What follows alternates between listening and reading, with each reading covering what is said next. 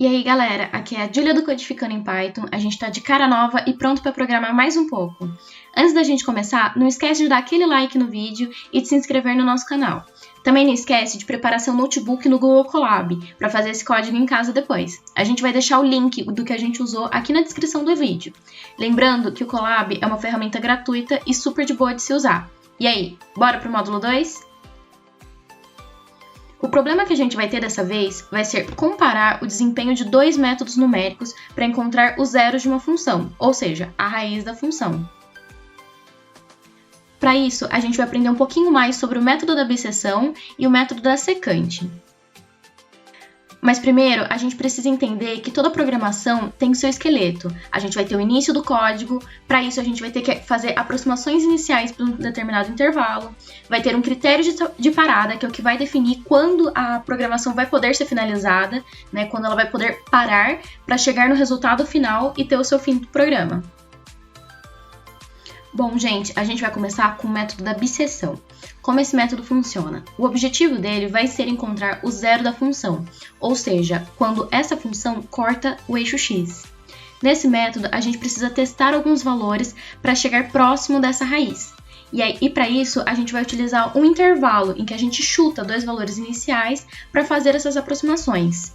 E aí, como que a gente vai fazer? A gente vai ter um x barra, que ele vai pegar esses dois valores a e b, que são do intervalo que a gente chutou inicialmente, e vai estar sempre dividindo por 2, até a gente chegar no intervalo bem pequeno, que vai ser próximo bastante para a gente conseguir aproximar o nosso x à raiz da função, porque vai estar super próximo de zero.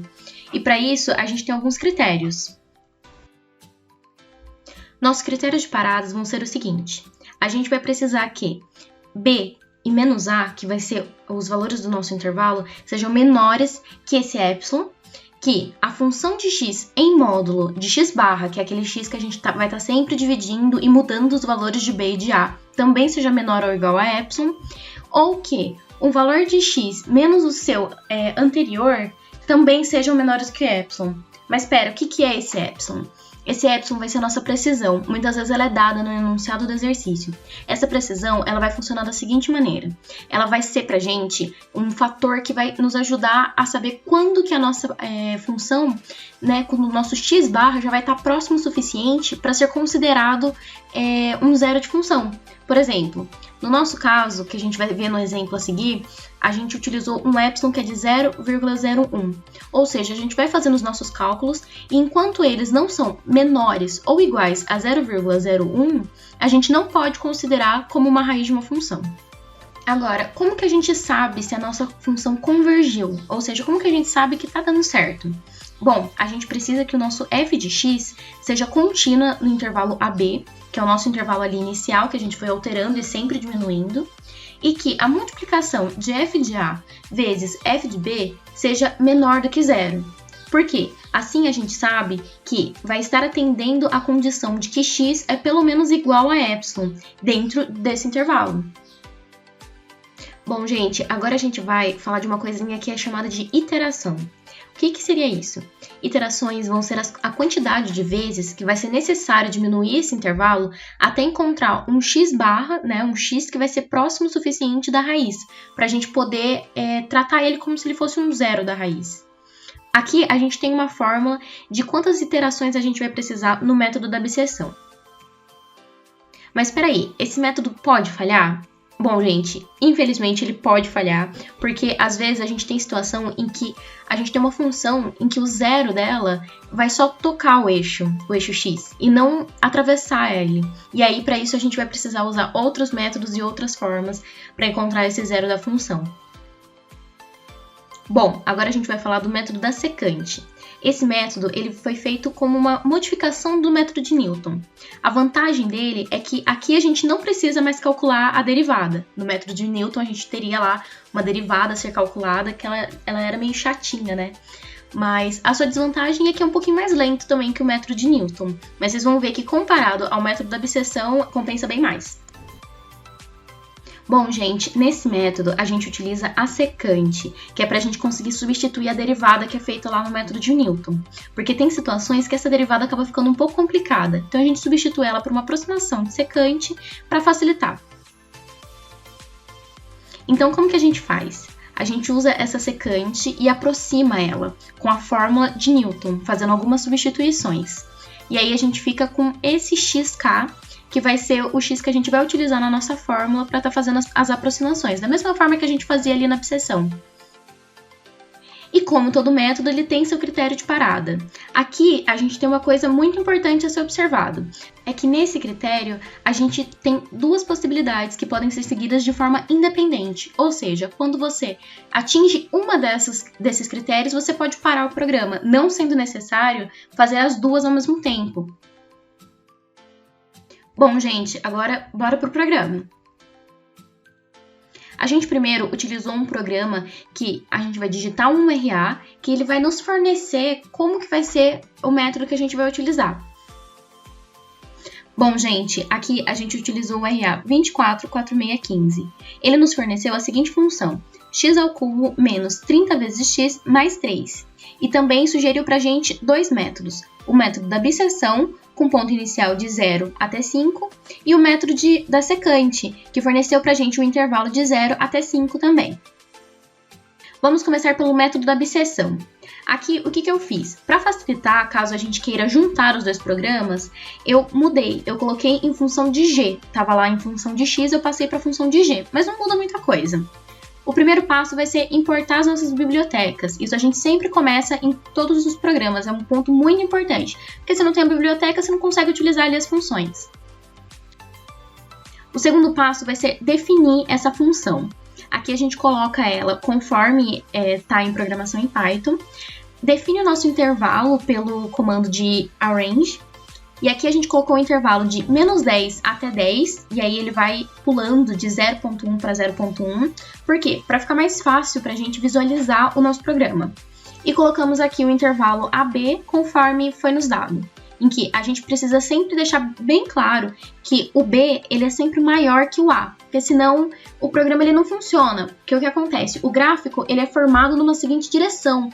Então, quando a gente coloca que B é maior que a gente segue a direção correta para estar aí tendo os nossos valores. Bom, o quarto passo vai ser definir a nossa precisão. Ela é dada para a gente no enunciado como 0.01. E aqui a gente também tem o máximo de iterações, ou seja, vai ser o máximo de vezes que o programa vai poder rodar ali, aquele x vai poder mudar. O enunciado também delimitou isso para a gente.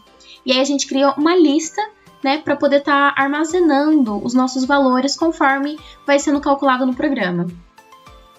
Aqui a gente tem um passo muito importante, que é o nosso comando de repetição. A gente tratou ele no nosso vídeo passado também, ele está sempre presente aqui. O comando de repetição ele vai funcionar como nosso critério de parada, lá naquele esqueleto inicial.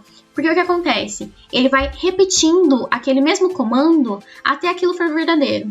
Aí, a partir do momento que a gente encontra o que a gente quer, que é ter ali um valor de x que é menor que a nossa precisão, que está próximo ali de 0, aí ele para e já começa a ir para o resultado final. O sexto passo vai ser finalizar o programa e criar um gráfico com os dados que a gente obteve. Então, vai estar ali seguindo o critério de parada, então vai estar rodando o programa ali no comando de repetição, né, gerando valores para a gente, né, no caso da bisseção, vai estar sempre pegando o intervalo A mais B e dividindo por 2, e aí você vai ter um novo intervalo que vai pegar também, vai sendo dividido por 2, então esse intervalo vai estar sempre diminuindo, vai estar sempre gerando novos valores para a gente, até chegar naquele valor que é menor que a precisão. E aí o programa vai parar e aí ele vai pegar todos esses valores que a gente conseguiu e vai formar um gráfico com isso. E aqui a gente tem o nosso resultado. Eu coloquei ali o nosso gráfico em verdinho, né, para ficar bem colorido. Aqui do lado a gente tem os valores que eu falei, que a gente foi dividindo os intervalos foram sempre diminuindo até chegarem próximo o suficiente da nossa raiz. E aí a gente chegou nesse intervalo aqui, que vocês veem que está convergindo no ponto 00. Bom, gente, agora a gente vai para o método da secante. A gente utilizou o mesmo RA e a mesma função. Aqui a gente importou aqui umas bibliotecas, teve que importar uma a mais que foi necessário ali, mas para a gente conseguir estar fazendo o nosso código. O segundo passo é a mesma coisa, a gente define a função, define o intervalo. Eu peguei ali o mesmo intervalo de menos 10 até 10, com o mesmo pulinho ali de 0.1, para poder visualizar melhor e poder fazer uma boa comparação do método da abscissão com o método da secante. E aqui no terceiro passo, a gente também utilizou os valores iniciais, aqui eu chamei de x0 e x1, de 0 e 5, que foi o que foi dado pra gente no primeiro programa que definiu qual método a gente iria utilizar. O quarto passo vai ser a mesma coisa, a gente vai ter, só que aqui a gente vai ter duas precisões, a precisão 1 e a precisão 2, mas uma vai ser igual à outra. E vai ter o mesmo critério de parada, vai ter o mesmo limite de iterações, aqui a gente só pode fazer 20 vezes essa continha. E aí, vamos estar fazendo o seguinte. No quinto passo, a gente vai pegar o mesmo comando de repetição, ele muda um pouquinho porque o método da secante ele é um pouco mais complexo. Só que é muito importante a gente entender o que está acontecendo no programa. O programa pronto a gente encontra em tudo quanto é lugar, mas saber modificar ele conforme a gente quer é o mais importante. Agora a gente vai para o sexto passo, que vai estar ali também o programa finalizado. E aí a gente vai fazer um gráfico com o mesmo esquema da abscissão. Vai pegando os valores que foi gerando pra gente, só que com uma nova fórmula, né? Que é a fórmula da secante, né? Ali estava complicado, o nosso comando de repetição estava um pouquinho mais cheio por conta da fórmula da secante, que é uma aproximação ali. Então, por isso que ficou um pouquinho mais complexo. Mas é a mesma coisa, o mesmo esquema da abscissão. E aqui, de novo, a gente tem o resultado. Só que aqui, vocês podem ver que a gente tem menos intervalos, né? O número de iterações foram menores. Então, a gente conseguiu gerar ali um gráfico e teve menos... foi mais trabalhoso, só que teve menos intervalos, menos iterações. Então, você teve que fazer menos conta. As contas foram trabalhosas, mas foram em quantidade bem menor. E aí, gente? Confere produção. Bom, gente, então é isso. Muito obrigada pela atenção. Espero que vocês tenham gostado. Qualquer coisa, deixa aqui nos comentários se teve alguma dúvida, se não entendeu alguma coisa. Dá uma olhada lá no nosso link do nosso notebook para poder estar fazendo, brincando com esse código, tá fazendo as coisas ali bonitinho. E aqui é a nossa equipe. Eu, de novo, como apresentadora, o youtuber da vez. A Débora esteve ali ajudando no nosso design dos slides. A Lília ajudou com a programação, a montar a programação e o roteiro. A Thaís tá ali gerenciando o nosso canal para estar sempre tudo bem organizadinho para todo mundo. E o Gabriel foi o nosso editor de vídeo, que possibilitou aqui essas transições de slides super lindas. Bom, gente, então é isso e até a próxima!